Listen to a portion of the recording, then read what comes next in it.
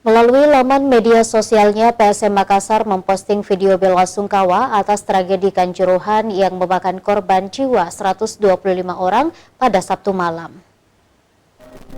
Kami seluruh tim PSM Makassar menyampaikan duka yang sangat mendalam atas tragedi yang terjadi di Stadion Kanjuruhan Malang. Juga mari kita bersama-sama menjadikan tragedi ini sebagai yang terakhir kalinya.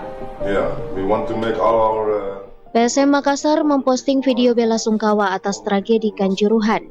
Dalam video yang diunggah di Instagram Senin 3 Oktober, Kapten tim PSM Wiljan Pluim M. Arfan dan pelatih kepala Bernardo Tavares serta seluruh pemain PSM menyampaikan belasungkawa kepada seluruh korban. Dalam unggahannya, M. Arfan mengatakan, seluruh tim PSM Makassar menyampaikan duka yang sangat mendalam atas tragedi yang terjadi di Stadion Kanjuruhan Malang. Ia harap tragedi tersebut menjadikan sebagai yang terakhir kali.